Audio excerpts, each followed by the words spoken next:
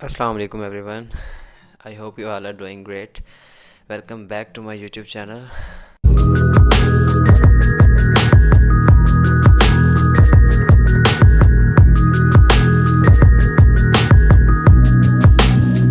تو آج میں لے کے آیا ہوں ویڈیو مفتی طارق مسعود اینڈ راجہ ضیاء الحق. مفتی طارق مسعود جو فیمس علماء ہیں اور جو راجہ ضیاء الحق ہیں وہ یوتھ کلب کے ممبر ہیں. تو ان کی ویڈیو آج لے کے آیا ہوں جس ویڈیو کا نام ہے فتنے کا دور. تو چلتے ہیں ویڈیو کی طرف. ویڈیو کو واچ کریں. ان کی ویڈیو کا لنک میں نیچے ڈسکرپشن باکس میں دے دوں گا, تو وہاں جا کے ان کی اوریجنل ویڈیو بھی واچ کریں, ان کے چینل کو بھی وزٹ کریں اور ان کی مزید ویڈیوز بھی واچ کریں. تو چلتے ہیں ویڈیو کی طرف. الحمدللہ والصلاۃ والسلام علی رسول اللہ وعلی آلہ وصحبہ اجمعین. اما بعد فاعوذ باللہ من الشیطان الرجیم. بسم اللہ الرحمن الرحیم. رب اشرح لی صدری ویسر لی امری واحلل عقدۃ من لسانی یفقہوا قولی. السلام علیکم ورحمۃ اللہ وبرکاتہ. My dear brothers and sisters and welcome to another episode of Saturday night live with me Raja Zia ul-Haq. اور آج میری خوش قسمتی ہے کہ میں ایک پاکستان کی بڑی مشہور پرسنالٹی اور ماشاءاللہ ایک بہت بڑے عالم دین مفتی طارق مسعود صاحب کے ساتھ یہاں موجود ہوں, انہیں کے اسٹوڈیو میں کراچی میں. مفتی صاحب السلام علیکم ورحمۃ اللہ. وعلیکم السلام ورحمۃ اللہ وبرکاتہ. کیسے مزاج ہیں؟ الحمدللہ, اللہ کا شکر ہے. بہت دفعہ آپ کو یوٹیوب پہ دیکھا, آج پہلی دفعہ آپ سے ملاقات کر رہا ہوں, بہت خوشی ہو رہی ہے ماشاءاللہ. جزاکم اللہ, مجھے بھی خوشی ہو رہی ہے. آپ کے بھی ہم نے کچھ فضائل سنے ہوئے ہیں, کافی ماشاءاللہ کام کر رہے ہیں آپ. اچھا مفتی صاحب, آج کا ہمارا جو موضوع ہے وہ بیسکلی ہے کہ فتنے کا دور, ہم اس پہ بات کریں گے. جی. اور ہمارا ہمیشہ کوشش یہ ہوتی ہے کہ جو نوجوان نسل ہے ہماری آج کل, اس کے جو مسائل ہیں اس پہ ہم ذرا بات چیت کریں اور یہ دیکھیں کہ ہم کس طرح سے اپنی یوتھ کو ایک ڈائریکشن دے سکتے ہیں کہ وہ سیدھے سمت پہ آ جائیں, سیدھے رستے پہ آ جائیں, گناہوں کی زندگی کو چھوڑ دیں, اللہ تعالیٰ سے اپنے آپ کو جوڑیں. اور اس راہ میں یہ جو اللہ کی طرف جانے کا راستہ ہے اس میں جو ان کے سامنے رکاوٹیں درپیش ہیں, جو فتن اس وقت ہیں اور جس کو ہم فتنے کا دور کہہ سکتے ہیں, ان کے بارے میں آج آپ سے بات کریں گے. تو سب سے پہلے میں سورۃ الکہف کی روشنی میں اگر دیکھا جائے, کیونکہ میں سمجھتا ہوں کہ بہت ہی زبردست سورہ ہے اس اعتبار سے کہ اللہ تعالیٰ جہاں پہ نوجوانوں کا ذکر کرتے ہیں جو کہ غار میں چلے گئے, اور ان کا آپس میں متحد ہونا, توحید کے اوپر آنا اور پھر اکٹھا ہو جانا, یعنی کہ اللہ تعالیٰ کی توحید میں اکٹھے ہونا اور اپنے کلچر کو, اپنے پریکٹسز کو جو ان کے ارد گرد ہو رہی ہیں ان کو اعلانیہ کہہ دینا کہ ہم اس کو نہیں مانتے, یہ جو کچھ ہو رہا ہے یہ غلط ہو رہا ہے. سب سے پہلے میں آپ سے یہ پوچھنا چاہوں گا کہ آج کی جو نوجوان نسل ہے وہ اپنی صحبت کو ٹھیک کرنے کے لیے, اچھی صحبت اختیار کرنے کے لیے کیا کیا سٹیپس ایسے ہیں جو وہ لے سکتے ہیں, چاہے وہ اسکول میں ہوں, کالج میں ہوں, یونیورسٹی میں ہوں, یا دیگر جس طرح لوگ محلے میں ہوتے ہیں, وہ کیا سٹیپس لے سکتے ہیں کہ وہ آپس میں ایک اچھی صحبت اختیار کریں؟ بسم اللہ الرحمن الرحیم. دیکھیے, آپ نے سب سے پہلے بات کی نا کہ فتنے کا دور ہے, خرابیاں کہاں کہاں آ رہی ہیں, تو صحبت کی بات تو میں بعد میں کرتا ہوں. تھوڑا سا میں اس پہ اگر آپ اجازت دیں. ضرور ضرور انشاءاللہ. 2 قسم کے فتنے ہیں. ایک, بہت سے لوگوں کے کانسیپٹ کلیئر نہیں ہے, صحیح کو غلط سمجھ رہے ہیں, غلط کو صحیح سمجھ رہے ہیں, اور کوئی پیمانہ نہیں ہے, کوئی معیار نہیں ہے, کوئی کرائٹیریا نہیں ہے جس سے یہ پتہ چلے کہ صحیح کیا ہے, غلط کیا ہے. صحیح. مثال کے طور پر ایک چیز گرم ہے, ایک صاحب اسے کہہ رہے ہیں کہ یہ ٹھنڈی ہے, یہ گرم نہیں ہے, دوسرا کہہ رہے نہیں بھائی یہ گرم ہے. تو آپ جب تک کوئی ایک پیمانہ یا کوئی معیار متعین نہیں کریں گے نا کہ گرم کی ڈیفینیشن کیا ہے, ٹھنڈے کی ڈیفینیشن کیا ہے, کتنا ٹیمپریچر ہو تو وہ گرم کہلاتا ہے, کتنا ٹیمپریچر ہو تو وہ ٹھنڈا کہلاتا ہے, جب تک یہ معیار آپ متعین نہیں کریں گے آپ قیامت تک لڑتے ہی رہیں گے. صحیح بات ہے. کیونکہ اس کی نظر میں جو گرم ہے وہ یہ ہے کہ بہت زیادہ ٹیمپریچر جب بہت زیادہ بڑھ جائے, وہ 30-40 ڈگری کو گرم مانتا ہی نہیں ہے. بالکل ٹھیک. تو اس وقت دنیا نا سر پھٹول رہی ہے, ایک دوسرے سے ٹکرے مار رہی ہے, کیونکہ ان کے پاس صحیح اور غلط کی کوئی ڈیفینیشن ہے ہی نہیں. صحیح کیا ہے, غلط کیا ہے, اور کوئی معیار ہی نہیں ہے کہ اس معیار پہ رکھا جائے گا. بعض لوگوں نے انسانیت کی خدمت کو معیار بنا لیا. بالکل. ان کے یہاں ہومو سیکس بھی جائز ہے, بالکل, کیونکہ خدمت تو پھر یہ بھی ہے. بالکل ٹھیک ہے نا, اخلاقیات ہیں ہی نہیں ان کے یہاں. بے شک. بعض لوگوں نے اس کو بھی اس انسانیت کی خدمت میں, چونکہ بوڑھے والدین بھی رکاوٹ بنتے ہیں, والدین نے تو اپنی زندگی گزار لی, اب جوان لوگ کیوں بوڑھے والدین کو گھر میں رکھیں, ان کو اولڈ ہاؤس میں جمع کرا دینے کو بھی ٹھیک سمجھتے ہیں وہ. بالکل. تو کبھی بھی ہماری جو ینگ جنریشن ہے نا, جو خاص طور پہ یونیورسٹیوں میں, کیونکہ آپ کا زیادہ تر رابطہ پڑھے لکھے لوگوں سے ہوتا ہے الحمدللہ, تو بیسک چیز یہ ہے کہ آپ کے پاس کون سا ایک معیار ہے, کون سا ایک پیمانہ ہے, آلہ ہے, جس سے آپ کو یہ پتہ چلے گا کہ صحیح کی ڈیفینیشن کیا ہے, غلط کی ڈیفینیشن کیا ہے. اس کے بغیر آپ کے کانسیپٹ کلیئر ہو ہی نہیں سکتے. آپ ساری زندگی ٹکرے ہی مارتے رہیں گے, اس بحث میں ہی لگے رہیں گے. عمل کا درجہ تو اس کے بعد ہے.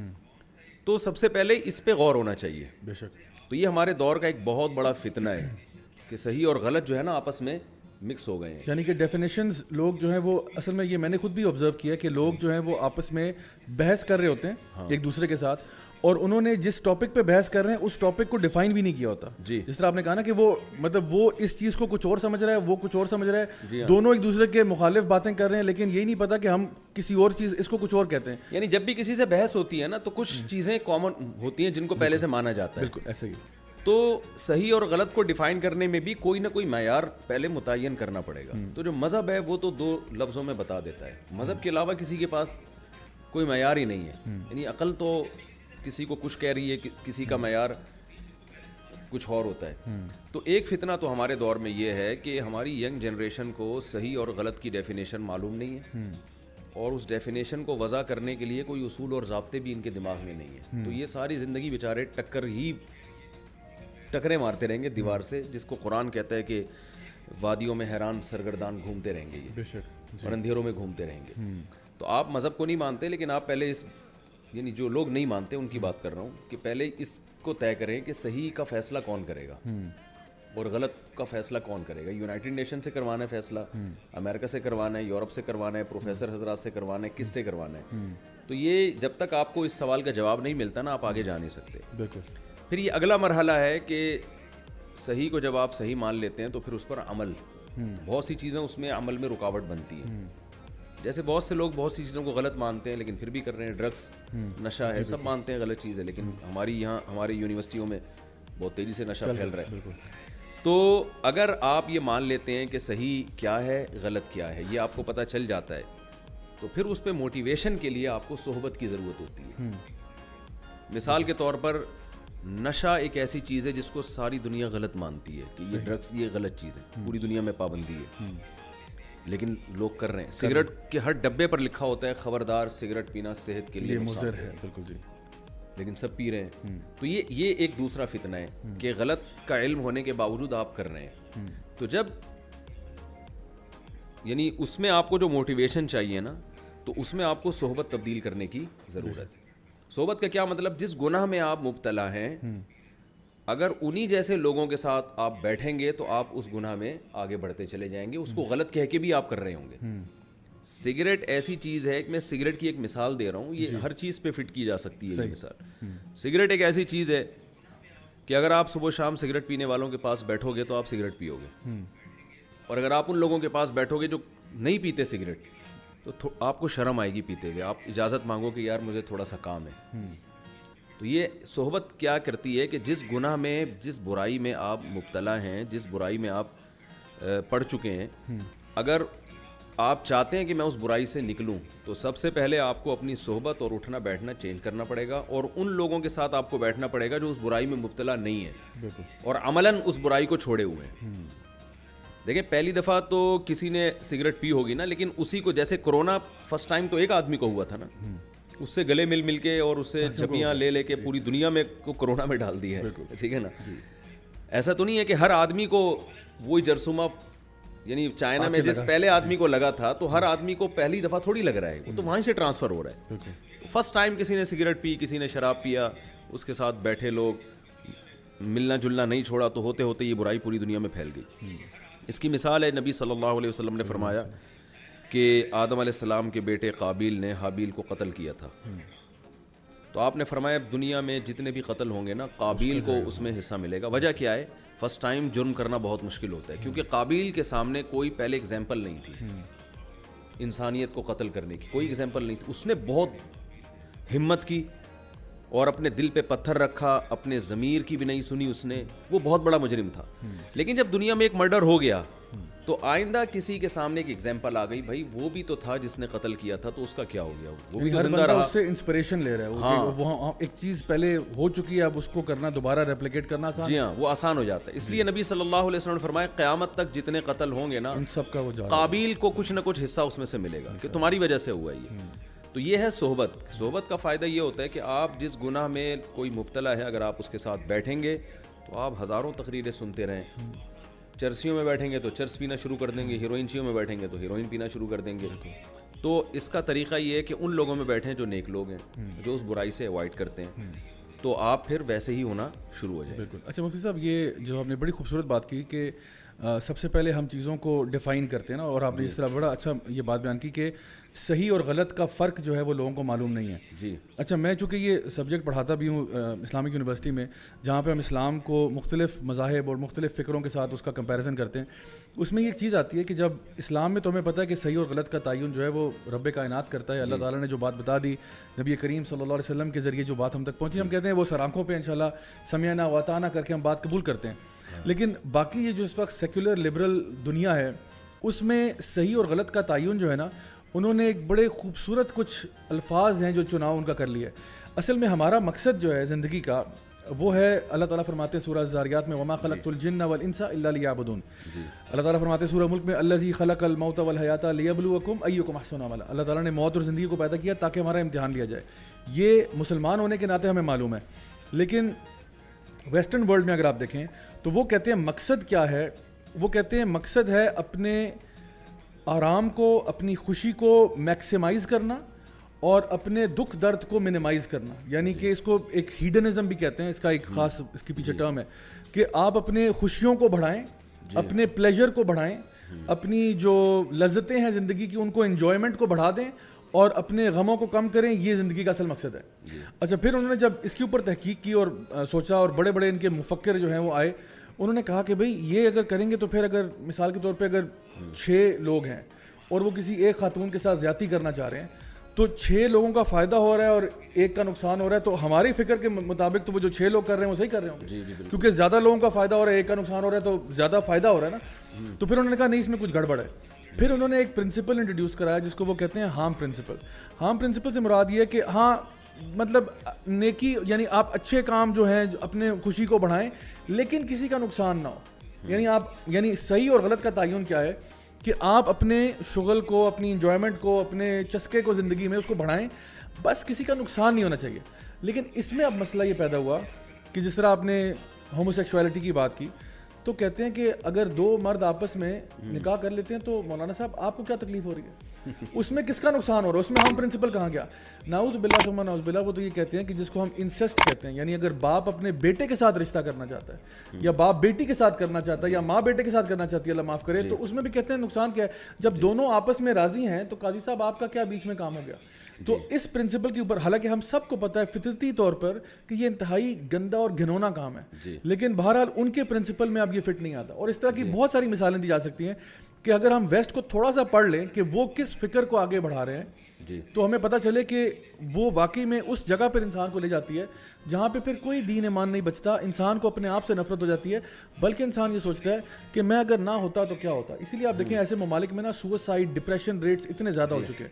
تو الحمدللہ یہ جو آپ نے بات کی, میں اسی کو آگے بڑھاتے ہوئے یہ کہنا چاہ رہا تھا آپ سے کہ الحمدللہ یہ جو آپ نے کہا نا کہ ایک ہوتا ہے انسان کسی گناہ کو یا برائی کو برائی جانتا ہے, اور پھر ہے کہ اپنے آپ کو اس سے بچاتا ہے. یہ 2 بالکل مختلف چیزیں ہیں. یعنی مجھے پتا ہے کہ جس طرح آپ نے کہا کہ سگریٹ نوشی بری ہے, لیکن پھر بھی پی رہا ہوں, اس کا مطلب ہے کہ میں نے ابھی صحیح طرح سے یہ بات ہضم نہیں کی. تو یہ بالکل مختلف چیزیں ہیں.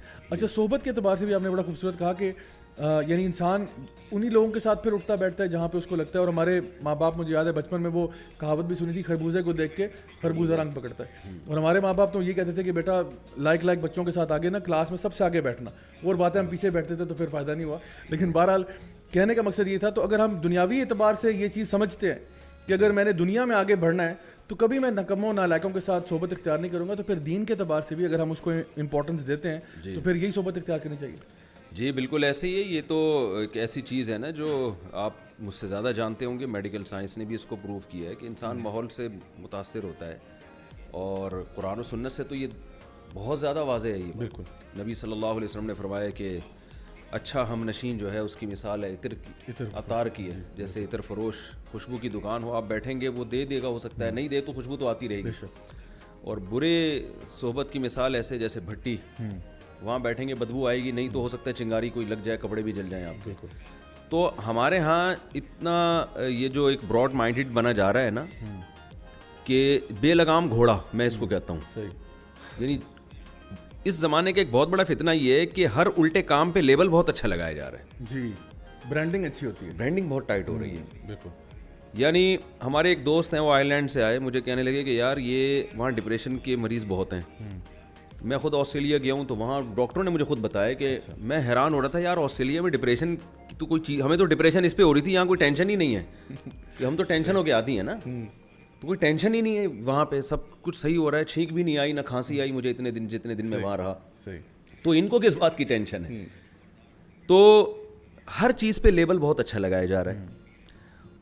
وہ مجھے کہنے لگے کہ یہی ہیروئن اور چرس جو ہے نا, اگر یہ لوگ حلال کریں گے نا تو اس پہ اینٹی ڈپریشن اس کی پنی پہ لکھ کے لکھ دیں گے اور ٹیبلٹ بنا کے پبلک کو کھلانا شروع کر دیں گے.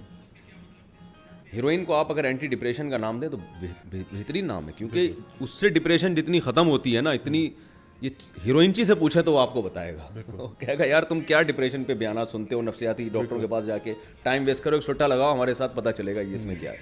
لیکن ظاہر ہے اس کے سائڈ افیکٹ کتنے ہیں, اس کے نقصان کتنے ہیں, وہ ڈپریشن بڑھا رہی ہے اصل میں, کم نہیں کر رہی. تو آج دنیا میں ہر غلط چیز کو اچھی پیکنگ میں بیچا جا رہا ہے. تو یہ عورتوں کی آزادی کے نام پہ ان کا استحصال ہو رہا ہے, ان کا بیڑا غرق ہو رہا ہے. تو اسی طرح یہ جو براڈ مائنڈڈ بن رہے ہیں کہ ہم آزاد ہیں, تو ماں باپ کہتے ہیں بچے کو ایکچولی بیٹھنے دیا جائے, وہ ادھر بیٹھتا ہے ادھر بیٹھتا ہے, اسے اپنی زندگی خود متعین کرنی ہے, وہ خود آگے جائے گا, اچھوں میں بیٹھے برے میں بیٹھے, ہمیں اس سے لڑکیوں میں بیٹھ رہا ہے لڑکوں میں بیٹھ رہا ہے, وہ کیا کر رہا ہے, اس سے ان کو کوئی غرض نہیں ہے. یعنی یہ کہا جاتا ہے یہ مسجد ہے, یہ شراب خانہ ہے, تمہاری مرضی جہاں جاؤ. تو میں ایسے والدین سے کہتا ہوں کہ پھر اس کو چرسیوں میں بھی آپ بیٹھنے دیں نا, آپ ہیروئنچیوں میں بھی بیٹھنے دیں اس کو, آپ کہ وہ وہاں بھی بیٹھے, وہ کہتے ہیں نہیں وہ غلط ہو جائے گا. تو جب یہاں غلط ہو سکتا ہے تو وہاں غلط کیوں نہیں ہو سکتا وہ؟ تو صحبت جو ہے اس کا اتنا زبردست اثر ہوتا ہے. مذہب میں تو اس کی اتنی اہمیت ہے کہ ایک عالم بڑی پیاری بات فرما رہے تھے. انہوں نے ایک سوال پوچھا اپنے جو شاگردوں سے کہ بتاؤ کوئی تابعی صحابی کے برابر ہو سکتا ہے؟ کہ نہیں ہو سکتا. کوئی تبع تابعی تابعین کے برابر ہو سکتا ہے؟ نہیں ہو سکتا. وجہ کیا ہے؟ صحابی نے پیغمبر کی صحبت اٹھائی ہے, انہوں نے جو اسلام کو سمجھا ہے وہ کوئی اور نہیں سمجھ سکتا. تو اگر آپ اسلام کی بیس پہ کسی کو فضیلت دیتے ہیں تو اس میں سب سے پہلا نمبر صحابہ کا ہے, کیونکہ وہ محمد صلی اللہ علیہ وسلم کے ساتھ رہے ہیں. وہ جس طرح سمجھ سکتے تھے بعد والے نہیں سمجھ سکتے.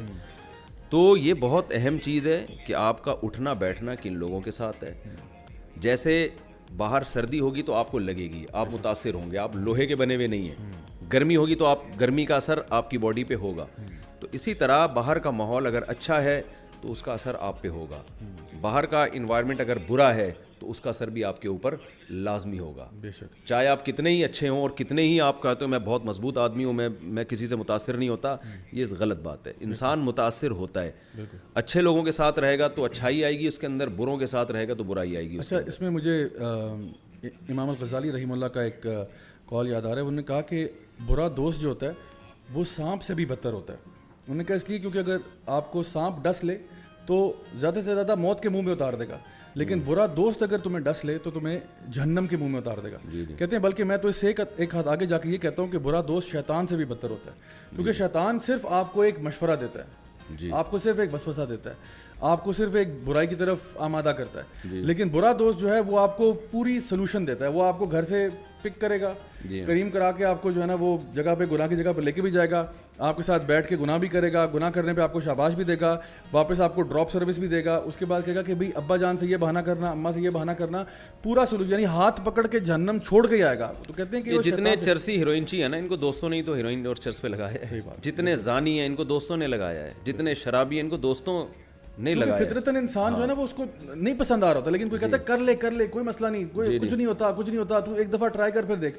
تو وہ جو آپ صحیح کہہ رہے ہیں کہ جو پیئر پریشر کریٹ ہوتا ہے آپ کے ساتھ دوستوں یاروں کا, واقعی میں یہ ہر بندے کے بس کی بات نہیں ہے کہ وہ. تھوڑا سا چٹکلا بھی سنا دوں, جتنے 2-3 شادیوں والے ہیں نا وہ یہاں سے گھوم پھر کے گئے ہوئے ہیں. اچھا, صحبت کا اثر ہے نا. آپ دیکھیں کہ کسی نے بھی دوسری تیسری کی ہوئی ہے. صحیح. تو سمجھ جائیں اس کا ہماری مسجد سے کوئی نہ کوئی تعلق ہے زیادہ تر. اچھا, تو یہ خیر ایک چٹکلا ہے یہ بتانے کے لیے کہ صحبت کا اثر ہوتا ہے. اور اب آپ ہماری بھابھی اب پتہ نہیں کتنی پریشان ہوں گی. تو میں ان کو بھائی کوئی ترغیب نہیں دے رہا. صحیح. تو ہماری بھابھی کو بتا دیے گا کہ مفتی صاحب سے ہماری بالکل ایک الگ قسم کی ڈسکشن ہوئی. یہ تو ویسے ہی درمیان میں بات آ گئی. الحمدللہ. اچھا مفتی صاحب, یہ تو ہم نے بات کی کہ جہاں پہ ہم نے کہا کہ اصحاب کہف کا, جہاں اللہ تعالیٰ ان کے بارے میں ذکر کرتے ہیں کہ فتنوں کے دور کے اندر, کیونکہ یہ ایسی سورہ ہے سورۃ الکہف جو ہے جس کا بتایا گیا کہ یہ دجال کے فتنے سے بچنے کے لیے ایک بہت مؤثر سورہ ہے. اس کے اندر جتنے بھی سٹوریز ہم اس میں پڑھتے ہیں وہ ساری کی ساری کوئی نہ کوئی ایسا ہمیں لیسن دے رہی ہوتی ہیں کہ جو ہمارے لیے آج بھی بہت ریلیونٹ ہے. ہم سمجھتے ہیں کہ آج بھی ہمارے لیے اتنا ہی اہم ہے جتنا پہلے تھا. تو اس اعتبار سے تو سب سے پہلے تو ہم کہتے ہیں کہ جس طرح جو بھی نوجوان ہے, ہمارا پہلا آج کی بات یہ تھی کہ ان کو چاہیے کہ وہ اچھی صحبت اختیار کریں اس فتنے سے بچنے کے لیے جو بھی ان کے ارد گرد ہے.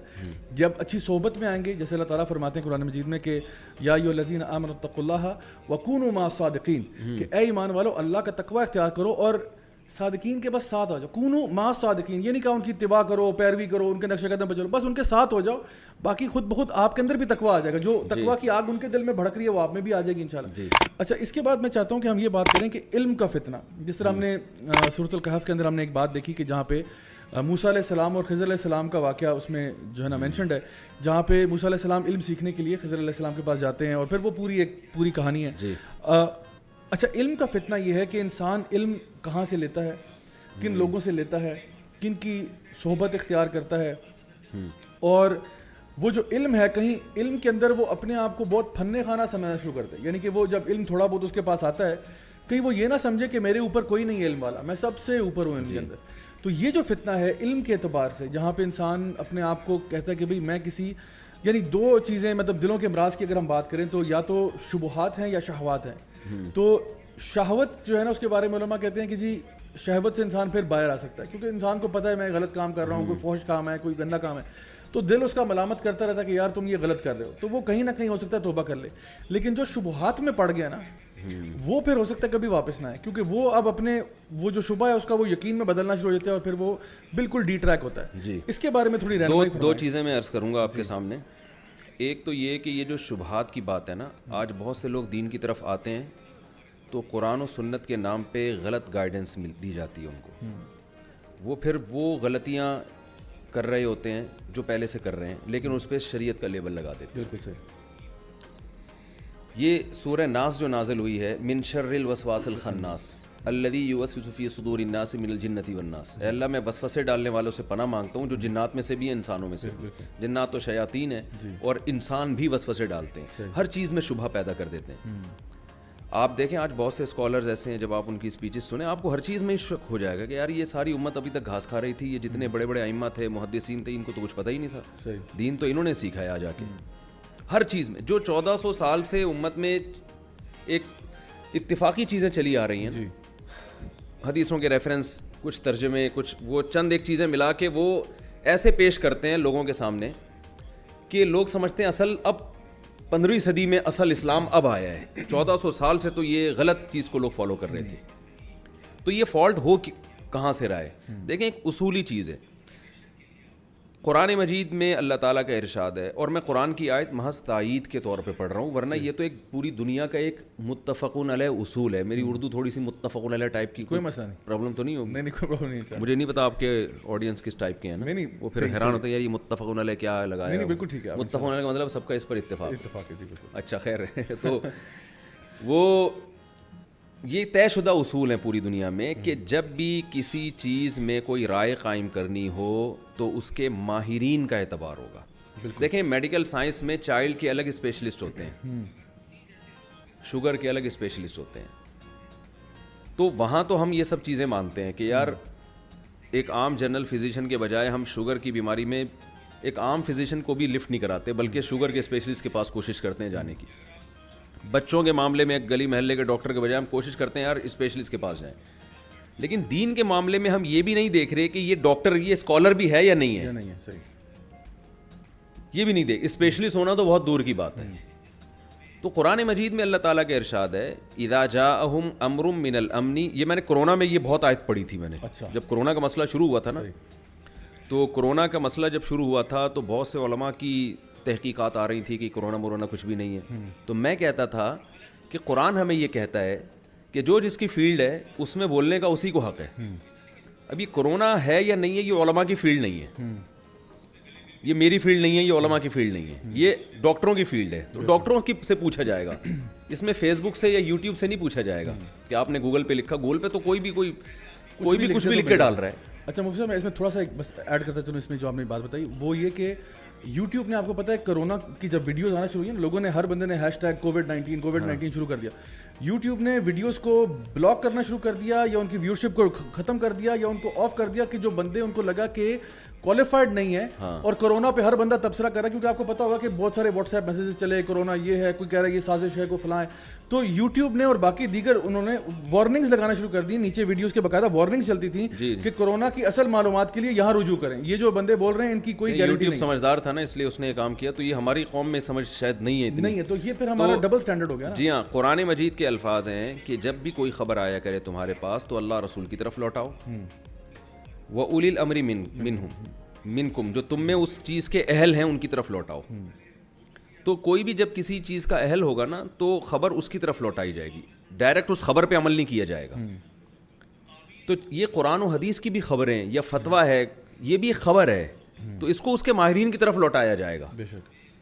تو ایسا نہیں ہوگا کہ کوئی بھی شخص حدیث کا کوئی ریفرنس پیش کر دے اور آپ جو ہے وہ اس پر عمل کرنا شروع کر دیں کہ جی اس نے ریفرنس سے بات کی ہے. ایسے تو میڈیکل سائنس کے بھی ریفرنس ہر ایک کے پاس ہوتے ہیں. میں کسی کو بول دوں کہ بھائی یہ آپ دوا کھائیں اور یہ ریفرنس ہے اس کا, تو ڈاکٹر نہیں مانے گا اس کو. ڈاکٹر کہے گا بھائی یہ کتابیں ہمارا کام ہے پڑھنا, اس کو سمجھنا ہمارا کام ہے. تو دنیا میں اصول یہ ہے کہ جو بھی مسئلہ ہوگا وہ اس کے ماہرین سے پوچھا جائے گا. تو علم بھی باقاعدہ ایک پراپر طریقے سے حاصل کیا جاتا ہے. ایک سلیبس ہے جو صدیوں سے چلا آ رہا ہے. یہ کوئی اسلام آج تو نہیں آیا نا دنیا میں, تو صدیوں سے ہے.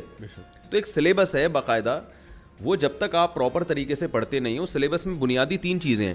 نمبر 1, آپ کو عربی گرامر پہ عبور ہونا چاہیے, کیونکہ یہ اردو میں نہیں آیا اسلام, یہ عربی میں آیا ہے. ہمارے یہاں بہت سے بڑے بڑے اسکالر ہیں, ان کو عربی کی الف بے بھی نہیں پتہ, لیکن آپ ان کے سبسکرائبر ملینز میں دیکھیں گے اور وہ قرآن و سنت پہ فتوے دے رہے ہیں, حالانکہ ان کو یہ بھی نہیں پتا کہ یہ حدیث کا ترجمہ جو ہوا ہے یہ صحیح ہوا کہ نہیں ہوا. وہ احوت کو احوت کہتے ہیں. اچھا, یعنی احوت کا لفظ جو ہے نا, یہ کمپیریٹیو ڈگری ہے نا کہ دوسرے کے مقابلے میں زیادہ احتیاط. میں نے دیکھا ہے کہ وہ احوت کو پڑھ رہے ہیں احوت, یعنی ایک جو ہمارے مدرسوں کا پہلی جماعت کا بچہ ہے اس کو ہنسی آتی ہے, لیکن لوگ اس کو ان کو بہت بڑے اسکالر سمجھ رہے ہیں. وہ الحج الاکبر کا ترجمہ کر رہے ہیں, یوم الحج الاکبر کا ترجمہ کر رہے ہیں حج کا بڑا دن. حالانکہ جو گرامر جو یعنی گرامر کی بیسک معلومات بھی جس کے پاس ہیں اس کو پتہ ہے یہ موصوف صفتیں ہیں, یہ مضاف نہیں ہے کہ حج کا بڑا دن, اس کا مطلب ہے بڑا حج. حج کا بڑا دن اس کے مراد نہیں ہے. اور یہ عمرے سے, عمرہ چھوٹا حج ہوتا ہے اور یہ جو 10 ذی الحجہ کو ہوتا ہے یہ بڑا حج ہوتا ہے. تو جن میں اتنی معلومات بھی نہیں ہے وہ بڑے بڑے اسکالر بنے ہوئے ہیں.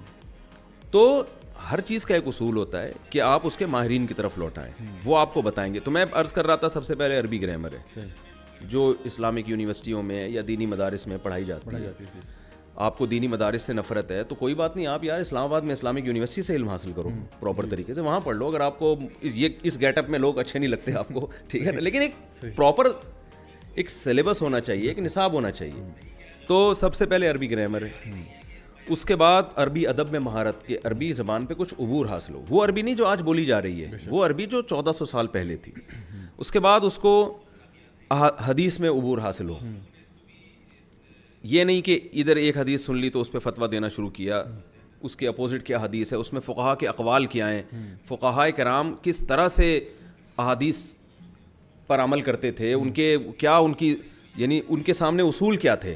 ہر ایک فقیہ کے اپنے الگ اصول. میری ڈاکٹر ذاکر نائک سے جب ملاقات ہوئی تو انہوں نے کہا کہ میں پہلے میرے کانسیپٹ الگ تھے, اب میرے بہت سارے چینج ہوئے ہیں. خاص فقہ حنفی کے بارے میں انہوں نے مجھ سے کہا کہ مجھے پہلے امام حنیفہ کے اصول معلوم نہیں تھے, تو مجھے ایسا لگتا تھا, یعنی میں ان کی جو بات ہے اپنے الفاظ میں بیان کر رہا ہوں, سیم ورڈنگ میں تھوڑی بہت, ظاہر ہے میرا اتنا ان جیسا میرا حافظہ تو نہیں ہے نا کہ میں وہ پورے الفاظ مجھے یاد ہوں کہ یہ انہوں نے ارشاد فرمایا تھا. تو اس کا مفہوم بیان کر رہا ہوں کہ انہوں نے کہا کہ امام حنیفہ رحمہ اللہ کے جو اصول ہیں ان میں سب سے پہلا اصول یہ کہ ہر وہ حدیث جو قرآن کے خلاف ہوتی ہے وہ اس کو رد کر دیتے ہیں. تو اس سے ایک عام آدمی کو بدگمانی ہوگی کہ یہ اس حدیث کو فالو نہیں کر رہے, حالانکہ وہ اس میں قرآن کو فالو کر رہے ہوتے ہیں. تو ہر مجتہد کا اپنا, امام شافعی کے اپنے اصول ہیں. تو دوسرے نمبر پہ حدیث ہے, تیسرے نمبر پہ اصول فقہ ہے. اصول فقہ میں یہی ہوتا ہے کہ قرآن و سنت سے مسائل نکالنے کے طریقے کیا ہیں, کون سے بیسک اصول ہیں جن اصولوں کو سامنے رکھ کر آپ قرآن اور حدیث سے مسئلہ نکال سکتے ہیں. قیاس کی کیا شرطیں ہیں؟ ایک چیز حدیث میں ملتی ہے تو آپ نے دوسری چیز کو اس پر قیاس کرنا ہے, تو کن شرطوں کے ساتھ آپ قیاس کر سکتے ہیں؟ تو یہ بھی ایک حدیث کی ایک شرط ہے. تیسری شرط جو فقہا بیان کرتے ہیں کہ صحابہ کرام میں کوئی واقعہ ہوا ہو مگر کسی نے بھی اس حدیث سے دلیل نہ پکڑی ہو, تو یہ خود اس حدیث کے اس کی علامت ہے کہ اس حدیث کو صحابہ کرام نے مسترد کیا ہے, یعنی اس میں کوئی فالٹ ہے اس روایت میں, جس کی وجہ سے صحیح ہونے کے باوجود اس پر عمل نہیں کیا جائے گا. ورنہ یہ مشہور حدیث تھی, تو صحابہ کرام میں جب یہ واقعہ ہوا تو وہ مسئلہ ہی حل ہو جاتا, لیکن کوئی بھی اس پر عمل نہیں کر رہا, یا تو یہ منسوخ ہے. یعنی یہ تو میں خلاصہ پیش کر رہا ہوں, کوئی نالج نہیں ہے ہمارے پاس. اجماع کی کیا حیثیت ہے, اجماع کی ڈیفینیشن کیا ہے, سب یعنی بڑے بڑے پھینکو بیٹھے ہوئے ہیں, اور جو اپنی طرف سے جو اجماع کی تعریف کرنا چاہے, یعنی آپ کو جب کوئی مسئلہ اچھا لگتا ہے تو آپ اس پہ اجماع بنا کے اس کو پیش کر دیتے ہیں, جب آپ کو کوئی مسئلہ اچھا نہیں لگ رہا تو آپ کہتے ہیں کہ اس کے خلاف پر اجماع ہے. اصل میں صاحب آپ نے بڑا اچھا یہ بات کی, کیونکہ اصل میں جو ایک فقی ہوتا ہے جو اصول فقہ کو پڑھ بھی رہا ہوتا ہے, سمجھ بھی رہا ہوتا ہے, اس کے بیس کے اوپر فتویٰ بھی دے رہا ہوتا ہے, وہ بیسکلی اصل میں وہ کیا کر رہا ہوتا ہے, وہ قرآن و حدیث کو پڑھتا ہے, سمجھتا ہے, اور اس میں سے پھر اللہ کی رضا نکال رہا ہوتا ہے. اصل میں اس کا مقصد یہ ہوتا ہے کہ مطلب وہ عربی زبان بھی سیکھ رہا ہے, وہ سمجھ رہا ہے, وہ دیکھ رہا ہے, وہ اسباب النزول دیکھ رہا ہے, جو آیات نازل ہوئی وہ کانٹیکس دیکھ رہا ہے, وہ مطلب جو ایک فقی ہوتا ہے اس کا بہت براڈ نالج ہوتا ہے, اور وہ یہ دیکھتا ہے کہ بھائی اصل میں جو قرآن و حدیث ہے اس میں سے اللہ کی رضا نکالنی ہے کسی بھی معاملے کے اوپر. اب اس کے لیے اب وہ ایک مجتہد ہے, وہ ایک چیز پہ اجتہاد کر رہا ہے, اور اس کے بارے میں وہ نبی کریم صلی اللہ علیہ وسلم کی حدیث آتی ہے کہ اگر وہ غلطی بھی کر لے تو اس کو پھر بھی ایک اجر. اچھا لوگ, سوری میں بات کاٹ رہا ہوں, لوگ یہ کہتے ہیں کہ غلطی تو امام شافعی سے بھی ہو سکتی ہے, ہم کہتے ہیں ہو سکتی ہے, لیکن وہ غلطی کے اہل تھے. جی بالکل, ہاں یہ بات, یہ بہت اہم چیز ہے کہ ایک آدمی غلطی کا اہل ہوتا ہے, جی اس سے غلطی ہوگی قابل معافی ہے. جیسے ڈاکٹر سے علاج کے دوران غلطی ہو جائے قابل معافی ہے, لیکن ایک عام آدمی بیٹھ کر اگر کلینک کھول کے علاج کرنا شروع کر دے تو تکے سے اگر 4-6 آدمی صحیح ہو بھی جائے نا تو اس کو ثواب نہیں ملے گا, یہ اس کا اہل نہیں ہے. آج کل وہ ٹی وی پہ پروگرام چلتے ہیں نا, سرے عام اور اس قسم کے پروگرام, وہ چھاپے مار دیتے ہیں لوگوں کو, کوئی جو ہے نا کمپاؤنڈر ہے وہ سرجریاں کر رہا ہے تو پکڑ لیتے ہیں کہ بھئی آپ تو اہل ہی نہیں, آپ کہاں سے سرجریاں کر رہے ہیں. تو اگر یہ ایک بندہ بھی مارے گا تو اس کے اوپر تو کیس ہو جائے گا کہ تم نے جی بندہ مار دیا, کیونکہ اس کو وہ یعنی نیگلیجنس میں ڈالتے ہیں کہ جی لاپرواہی میں ڈالتے ہیں کہ اس نے کیسے بندہ مار دیا. لیکن ڈاکٹر جو ہیں وہ آئے دن ان سے بندے مرتے بھی رہے, تو مسئلہ اس لیے نہیں ہے کیونکہ وہ ڈاکٹر کو جتنا اللہ نے علم دیا اس نے اس حساب سے کیا, باقی اللہ کی مرضی. ٹھیک ہے نا. تو یہ اجتہاد میں بھی ایسا ہی ہے کہ جو مجتہد ہے پراپر, جس نے علم حاصل کیا ہے, وہ اگر بیان کرنے میں ان سے غلطی بھی ہو جائے تو حدیث میں آتا ہے معاف ہے. عام آدمی کے بارے میں نہیں ہے یہ کہ اس سے غلطی ہوگی تو معاف ہوگی. تو میں ایک چھوٹی سی اور بات کر دوں, اصول فقہ میں بھی پڑھایا جاتا ہے کہ ایک حدیث ہے جس سے ہمیں ایک خاص مسئلہ پتہ چل رہا ہے, لیکن اس حدیث کو بیان کرنے والے صحابی کا فتویٰ اس کے خلاف ہے, تو بھی بہت سے فقہا کا اصول ہے پھر اس حدیث پر عمل نہیں کیا جائے گا. اس لیے کہ اگر ہم یہ کہتے ہیں کہ ہم قول رسول کو لیں گے, قول صحابی کو نہیں لیں گے, تو سوال پیدا ہوتا ہے پھر یہ تو صحابی نے خود نبی کی مخالفت کر کے ان کی عدالت تو پھر مجروح ہو گئی نا, یعنی اس کا مطلب پھر انہوں نے کیوں مخالفت کی حدیث. یا تو پھر ہم یہ کہیں گے کہ آگے صحابی کے نیچے جو بیان کرنے والے ہیں ان سے کوئی حدیث بیان کرنے میں غلطی ہوئی ہے, یا یہ ہوا ہے کہ یہ حدیث تھی مگر منسوخ ہو چکی ہے, ورنہ یہ صحابی اس کے خلاف فتویٰ کیوں دے رہے ہیں. تو یہ بحثیں اصول فقہ میں پڑھائی جاتی ہیں. ان تمام بحثوں کو نظر انداز کر کے آج ایک ٹرینڈ چل پڑا ہے کہ اذا صح الحدیث فہو مذہبی, بس جو بھی حدیث ملے گی وہ ہمارا مذہب ہے, ہم صحیح حدیث کو مانتے ہیں, اس کے علاوہ نہیں مانتے. تو اس کا مطلب یہ جو صدیوں سے اصول فقہ اور مدارس اور یہ سب کچھ یونیورسٹیاں چلی آ رہی ہیں جہاں اسلام پڑھایا جا رہا ہے, لوگ مجتہدین کو فالو کرتے آ رہے ہیں, علم حدیث میں محدثین کو فالو کر رہے ہیں. علم حدیث میں حدیث کو صحیح یا ضعیف کہنے میں محدثین کی رائے کا اعتبار ہے. میں آج اگر اپنی تحقیق کرنا چاہوں کہ بخاری کی یہ والی حدیث صحیح نہیں ہے تو اس تحقیق کو لوگ اٹھا کے دیوار پہ مار دیں گے, چاہے میں اس کے راوی پہ کتنے اعتراضات کروں. بھائی آپ ہوتے کون ہیں, اور یہ تو بڑے بڑے علوم تھے جو اب ختم ہو چکے ہیں, اور جو اس پہ تحقیق ہو چکی ہے اب اسی میں سے آپ نے کسی ایک کو فالو کرنا ہے. تو میں لوگوں سے ایک اپیل کرتا ہوں کہ آپ دین کی طرف جب آئیں تو آپ نے ان علماء سے علم حاصل کرنا ہے جو پراپر کسی ادارے سے پڑھے ہوئے ہوں, بالکل باقاعدہ اصول فقہ پڑھے ہوئے ہوں, تفسیر پڑھے ہوئے ہوں, تفسیر اردو میں نہیں, جو عربی تفسیر, جو قرآن جس میں ان کو گرامر سے تفسیر آتی ہو. ایسا نہ ہو کہ وہ جو ہے نا ادھر تفسیر پڑھ لی, اس کتاب سے پڑھ لی, اس کی وہ تو پھر عامی آدمی کو تو تفسیروں تو درجنوں قسم کی ہیں, صحیح بھی ہیں غلط بھی ہیں. تو پراپر وے میں جب علم, لوگ اس میں ایک سوال پوچھتے ہیں کہ بہت سے علماء غلط بھی تو گائیڈ کر رہے ہیں نا, تو اس کا میں جواب یہ دیتا ہوں کہ بہت سے ڈاکٹر بھی تو غلط علاج کر رہے ہیں نا, تو آپ کو صحیح اور غلط ڈاکٹر کا فرق معلوم ہونا چاہیے. تو اسی طرح صحیح اور غلط علماء کا فرق آپ کو معلوم ہونا بلکہ چاہیے. میں آپ کو یہ بتاؤں مفتی صاحب، میرے اپنے کچھ اساتذہ میں ایسے بھی ہیں جو ماشاء اللہ بہت زیادہ نالجبل، بہت زیادہ انہوں نے اپنی پوری زندگیاں لگا دیں علم سیکھنے میں، سکھانے میں، پڑھنے پڑھانے میں، اور ان کے پاس کوئی سوال لے کے آیا تو انہوں نے، حالانکہ مجھے معلوم تھا کہ شاید وہ مجھ سے پوچھتا، شاید میں جواب دے دیتا، مطلب جذبات میں آتے ہوئے، لیکن ان شیخ کے پاس ایک شخص نے سوال پوچھا تو انہوں نے کہا کہ یہ مسئلہ جو ہے نا آپ فلاں شیخ سے پوچھیں، وہ اس کے ماہر ہیں. سوری میں بات کاٹ رہا ہوں آپ کی. امام مالک کتنے بڑے عالم تھے. مالک تبع تابعین میں سے ہیں. اور حدیث میں آتا ہے کہ عنقریب مدینہ میں ایک ایسا شخص پیدا ہوگا کہ جس کی طرف اونٹوں کے کجاوے کسے جائیں گے. پوری دنیا سے لوگ علم حاصل کرنے آئیں گے. تو جمہور محدثین کی رائے ہے کہ اس سے مراد امام مالک ہیں. لیکن امام مالک سے ایک محفل میں سوال پوچھے گئے، 30-35 سوالات تھے. 36 سوال پوچھے تھے. ہاں، کہتے ہیں کہ 30 یا 36 سوالوں کے جواب میں انہوں نے کہا لا ادری، مجھے اس کا جواب معلوم نہیں. اور آج آپ دیکھ لیں جن کے پاس علم نہیں ہے وہ یوٹیوب پہ بیٹھے ہوئے ہیں، فیس بک پہ بیٹھے ہوئے ہیں، ہر بات کا جواب دے رہے ہیں. وہ ہر بات کا جواب دے رہے ہیں، حالانکہ وہ پراپر کہیں سے پڑھے ہوئے نہیں ہیں. تو یہ عجیب حساب کتاب ہے کہ جو نہیں پڑھا ہوا اس کے پاس ہر سوال کا جواب ہے، جو پڑھے لکھے ہیں وہ کہتے ہیں بھائی اس کا جواب میرے پاس مفتی صاحب. اس میں نا بڑی پریشان کن بات، اور جو مجھے بہت ڈراتی ہے، واللہ العظیم مجھے بہت ڈراتی ہے ایک چیز، وہ یہ ہے نبی کریم صلی اللہ علیہ وسلم کی ایک بڑی ہی خطرناک حدیث ہے. آپ نے فرمایا کہ علم جو ہے نا وہ ایک دم سے نہیں اٹھ جائے گا.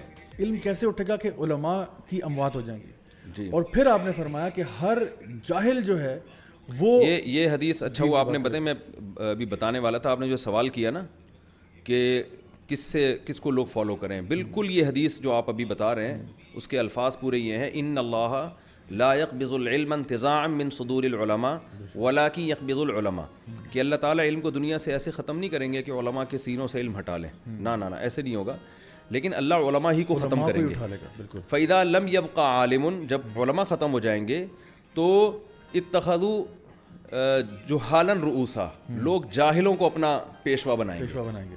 پیشوا تو پھر بھی بنائیں گے. یہ جو کہتے ہیں نا ہم کتابوں کو مانتے ہیں، لوگوں کو یا بزرگوں کو یا ہم شخصیات کو نہیں مانتے، ایسا نہیں ہے. حدیث میں آتا ہے انسان کو فالو کرتا ہے. بالکل ایسے ہی. وہ کتاب بھی تو کسی انسان نے لکھی ہوتی ہے. تو حدیث میں آتا ہے کہ لوگ کیا کریں گے کہ علماء کے بجائے جاہلوں کو اپنا رئیس بنائیں گے کہ ہم نے اب ان کو فالو کرنا ہے. وہ جاہل بے شک قرآن و سنت کا لیبل لگا کے یا کتابوں کی باتیں کر کے لا رہے ہوں، لیکن ہوں گے وہ جاہل. آگے نبی صلی اللہ علیہ وسلم نے فرمایا فَأَفْتَوْا بِغَيْرِ عِلْمٍ، ان کے پاس حقیقی علم نہیں ہوگا اور اسی بیس پہ وہ فتویٰ دیں گے. فَضَلُّوا وَأَضَلُّوا، خود بھی گمراہ ہوں گے، لوگوں کو بھی گمراہ کریں گے. تو صحابہ کرام میں بھی چند مخصوص مفتیان کرام تھے جن سے لوگ مسئلہ پوچھتے تھے. ہر ایک سے مسئلہ نہیں پوچھا جاتا تھا. تابعین میں چند مخصوص تابعین تھے. مدینہ میں 7 مشہور فقہا تھے جن کو فقہائے سبعہ کے نام سے آج بھی یاد کیا جاتا ہے. ان 7 لوگوں کی طرف لوگ فتوے میں رجوع کرتے تھے اور بہت سے مسائل میں اپنی رائے کے بجائے کہتے تھے ان سے فتویٰ لیں آپ، ان کی رائے زیادہ بہتر ہے. لیکن آج ہر آدمی اپنی دکان چمکانے کے اس میں کہہ رہے میری طرف آؤ، میں صحیح ہوں، اور وہ لیول یہ لگاتا ہے کہ میں لوگوں کی دکانیں بند کر رہا ہوں. بند نہیں کر رہا ہوں، وہ اپنی دکان اس طرح کے لوگ کھول رہے ہوتے ہیں. تو کوئی بھی ایسا فرقہ، کوئی بھی ایسا طبقہ جو آپ کو پوری امت سے ہٹا رہا ہو، اس پہ کبھی بھی آپ یقین نہ کریں اور کبھی بھی آپ اس کو فالو نہ کریں، کیونکہ نبی صلی اللہ علیہ وسلم نے فرمایا من شذ عن جماعت المسلمین شذ فی النار. یہ بہت خطرناک حدیث ہے کہ جو مسلمانوں کی جماعت سے الگ ہوگا، جو مسلمانوں کی جماعت سے، یعنی جس پر پوری امت چلتی آ رہی ہے ٹریک پر، جو اس سے الگ کسی بھی ٹریک سے الگ کسی بھی طرح سے الگ ہوگا تو اللہ قیامت کے دن اس کو بھی مسلمانوں سے الگ کر کے جہنم میں ڈالیں گے. اور کمال کی بات یہ کہ اسی حدیث کی بیس پر ایک فرقہ مسلمانوں سے الگ ہوا اور اس نے اپنا نام جماعت المسلمین رکھ لیا. یعنی یہ کیسے قرآن و سنت کی دھجیاں اڑائی جائیں. یہ جو جماعت المسلمین ایک فرقہ ہے ہمارے ہیں، وہ اپنے علاوہ سب کو جہنمی سمجھتے ہیں. انہوں نے کیا کیا؟ انہوں نے کہا حدیث میں تو آتا ہے کہ جو جماعت المسلمین سے الگ ہوا تو وہ جہنم میں ڈالا جائے گا، تو ہم جماعت المسلمین ہیں، ہم سے جو الگ ہوگا جہنم میں جائے گا. حالانکہ آپ ساری دنیا کے مسلمانوں سے الگ ہوئے. جماعت المسلمین کا مطلب حدیث میں یہ نہیں ہے کہ ایک جماعت ہوگی جس کا نام جماعت المسلمین، عامت المسلمین سے جو الگ ہوا. تو یہ عام مسلمانوں سے الگ ہوئے اور اپنا نام رکھا جماعت المسلمین. اور پھر حدیث میں کہا کہ حدیثیں اس پہ فٹ کی کہ جو جماعت المسلمین سے الگ ہوگا جہنم میں جائے گا, لہذا آپ سب ہم سے الگ ہیں تو آپ جہنم میں. اب لوگ یہاں بھی ریفرنس کو دیکھ رہے ہیں, یار صحیح مسلم کی حدیث ہے جی, اور ریفرنس کے ساتھ بات کرتے اور ہیں. نام بھی ان کا یہی ہے. ہاں نام پھر بھی وہ یہی ہے. فرقۃ الناجیہ والی ہم تو اپنی وہ جماعت کھول لیتے ہیں, یہ طائفۃ المنصورہ بھی کھول لیتے ہیں, تو کہیں جی ہم بھی تو. اب حدیث میں تو آتا ہے 73 فرقے میں سے ایک ہوگا جس کی اللہ مدد کرے گا, منصورہ ہوگا, تو میں اپنا نام منصور خان رکھ لیتا ہوں پھر. بالکل ٹھیک ہے نا, اور یہ ہماری طائفہ منصورہ ہے. بالکل. تو لفاظی ہے, خوشنما نعرے ہیں اندر سے. ہمارے ایک استاذ فرمایا کرتے تھے معلومات ہیں علم نہیں ہے. اللہ اکبر.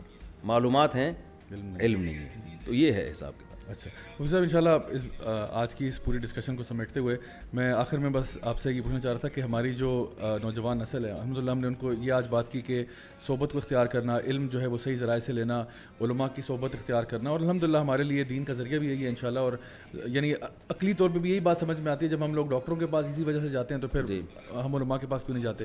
تو تحقیق ضرور کریں, لیکن بہرحال آپ علماء کے ساتھ جڑیں جو اس چیز کے اہل ہیں کہ وہ آپ سے یہ بات جو ہے نا بیان کر سکے.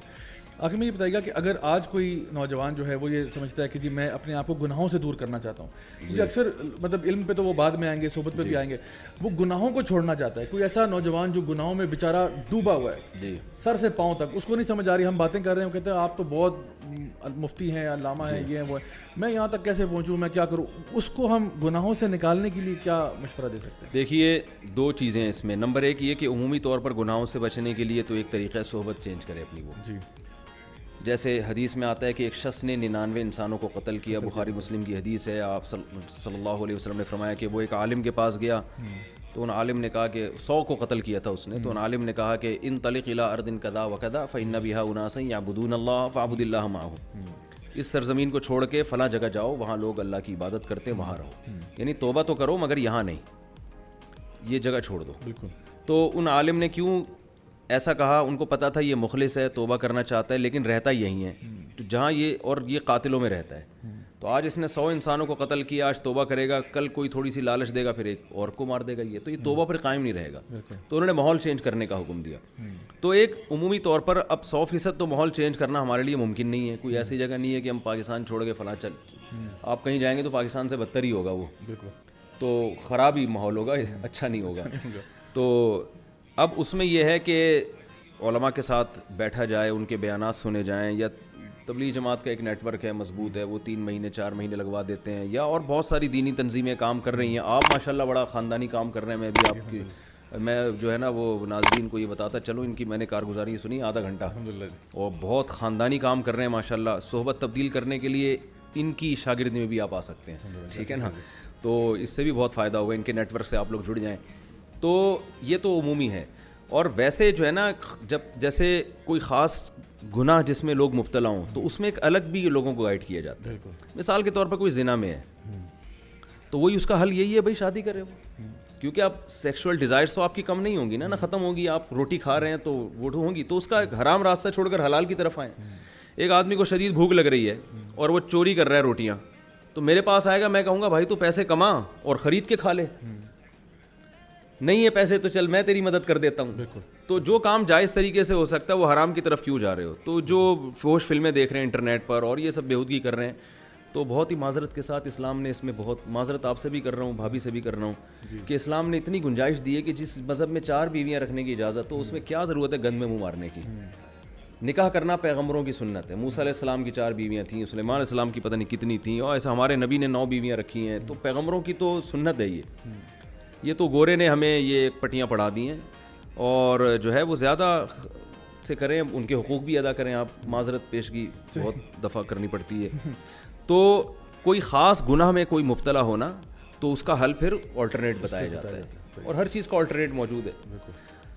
میں تو اس PUBG کو بھی غلط سمجھتا ہوں, سارا دن کھیلتے رہتے ہیں. میں لوگوں سے کہتا ہوں یار انٹرٹینمنٹ کے لیے اور بہت ساری چیزیں ہیں. اب آپ یہ نہیں کریں گے کہ اس سے وہ چیز چھڑوا دیں, بلکہ اس کا کوئی متبادل دیں. اس سے پہلے متبادل دیں آپ اس کو. متبادل یہ ہے کہ یار اور تفریح کی کم چیزیں ہیں دنیا میں. ہارس رائڈنگ کریں آپ اسکائی ڈائیونگ کریں, آپ تفریح کریں, گھومیں پھریں, بالکل صحیح ہے نا, مری جائیں, آپ کرکٹ کھیلیں, آپ بیڈمنٹن کھیلیں, اور اس سے آپ کو خوشی ہوگی, مزہ آئے گا اس میں. تو بہت ساری تفریح کی چیزیں ہیں وہ آپ استعمال کریں. تو جو بھی کوئی نشے کا عادی ہے تو نفسیاتی ڈاکٹر نشہ چھڑواتے ہیں. میں خود بہت سے بیماری جو اس طرح کی برائیاں ہوتی ہیں ان کو نفسیاتی ڈاکٹروں کا بتاتا ہوں کہ اس میں آپ کی جو صحیح گائیڈ کر سکتا ہے آپ کو وہ نفسیاتی ڈاکٹر کرے گا. وہ کیونکہ یہ فیلڈ ڈاکٹروں کی ہے, وہ آپ کو اس نشے نے آپ کی باڈی کو کتنا ڈیمیج کیا ہے, فوری چھوڑنے سے آپ کو فائدہ ہوگا نقصان ہوگا, کتنی کوانٹٹی آپ کو لینی پڑے گی اور اس کے آلٹرنیٹ کیا ہے, تو یہ ڈاکٹروں کی فیلڈ ہے.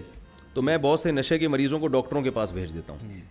تو یہ یعنی اس میں کچھ جو ہے نا جس کی جو بیماری ہو یا جس میں جو برائی ہو تو پھر اس کو اسی برائی کے حساب سے. لوگ عشق کے مریض بھی ہوتے ہیں دنیا میں, کسی لڑکی کا عشق ہو گیا اور وہ پاگل ہو رہا ہے. ابھی ایک خودکشی کی ویڈیو دیکھی میں نے, اللہ تعالیٰ بچائے, وہ لڑکی کے عشق میں گولی مار دی اس نے اپنے آپ کو. تو یہ بھی ایک بیماری ہے.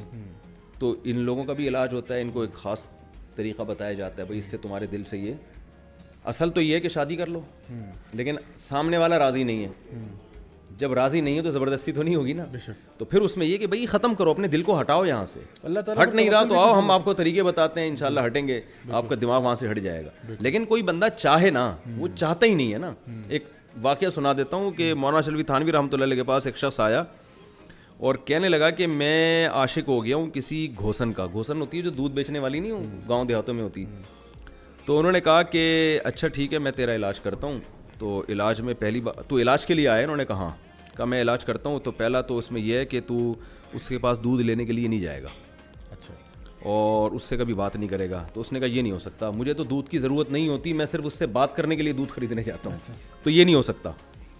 تو ان کے پاس ایک ڈنڈا تھا, انہوں نے اٹھا کے اس کو لگایا, اچھا, یا تھپڑ مارا زور سے اور کہا کہ تو آیا علاج کرنے کے لیے, اور جب تجھے کوئی بات بتائی جاتی ہے تو تو کہہ رہا ہے میں نہیں کروں گا یہ, تو اس کا مطلب تیرا مقصد علاج ہے ہی نہیں. بالکل. تو اتنی زور سے تھپڑ لگایا نا, پہلے لوگ علماء کے تھپڑ چانٹے کھا لیا کرتے تھے, اگلے دن آیا کہنے لگا وہ ایک تھپڑ سے میرا عشق ختم ہو گیا ہے. ٹھیک ہے نا. تو جو علاج کرنا چاہتا ہے اس کا علاج ہوتا ہے, لیکن وہ سمجھے کہ مجھ میں یہ برائی ہے اور یہ چھوٹ سکتی ہے, یہ ناممکن نہیں ہے. تو اس میں ہر ایک کو الگ طرح سے گائیڈ کیا جاتا ہے. مجھے صاحب ایک چھوٹا سا واقعہ میں بھی سنا دیتا ہوں. میرے پاس ایک لڑکا ہے جی, وہ کہتا ہے کہ مجھے جو ہے نا عشق ہوا ہوا ہے, اور اس کا مسئلہ یہ تھا کہ اس کو عشق ہوا تھا کسی ایسی خاتون سے جن کی پہلے سے شادی ہوئی ہوئی تھی. اور اب ظاہری بات ہے اس کو تو میں کچھ نہیں کہہ سکتا تھا کہ بھائی اب ان کے ساتھ اب آپ نے کیا کرنا ہے, کیونکہ کوئی یونیورسٹی کالج کا افیئر تھا. لڑکی کی جو ہے ماں باپ نے شادی کرا دی اس کی مرضی کے خلاف, لیکن بعد میں وہ وہاں پہ سیٹ ہو گئی, اس کا معاملہ ٹھیک ہو گیا. تو یہ بیچارہ پیچھے سے دل ٹوٹا لیے گھومتا تھا. شعر سناؤں جی, دل کے ارماں آنسوؤں میں بہہ گئے, ان کے بچے ہم کو ماموں کہہ گئے. یہ ہو گیا اس کے ساتھ. بالکل ایسا ہی ہوا جی. تو وہ جی بیچارہ بڑا غمگین میرے پاس آیا. میں نے سے کہا کہ پہلے میں نے بڑا اس کا کاؤنسلنگ کی, بڑا سمجھایا بجایا اس کو, لیکن وہ نہیں سمجھا. تو مجھے لگا شاید یہ کچھ جنات والا مسئلہ, کیونکہ اس کے اوپر نا واقعی کچھ جن چڑھ گئے. تو میں نے کہا تو میرے گھر آؤ اور ہم آرام سے بیٹھ کے سورۃ البقرہ کی تلاوت سنتے ہیں, اور ٹی وی پہ لگا کے ترجمے کے ساتھ تمہیں سناؤں گا. تو ہم آئے جی, ہم 2.5 گھنٹہ جو ہے نا وہ سورۃ البقرہ کی تلاوت آرام سے سکون کے ساتھ ہم سنتے رہے. جب سورۃ البقرہ کی تلاوت ختم ہوئی تو میں نے کہا کہ اچھا کچھ فرق پڑا. تو کہتے ہیں ضیاء بھائی الحمدللہ میری طبیعت بہت بہتر ہے.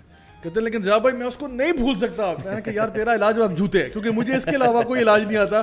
میں نے کاؤنسلنگ بھی کر دی, تجھے قرآن سنا دیا, سب کچھ ہو گیا, اب کوئی علاج نہیں ہے. تو واقعی میں دیکھیں اس کا بہترین علاج یہ ہے کہ اس کی جو معشوقہ تھی نا, اس کے جو بچے ہیں, ان بچوں سے بولو کہ ان کو ماموں کہا کرو, تاکہ اس کو ایک دفعہ سمجھ آ جائے, وہ پھر صحیح ہو جائے گا. 3-4 سال انتظار کرے یعنی کہ.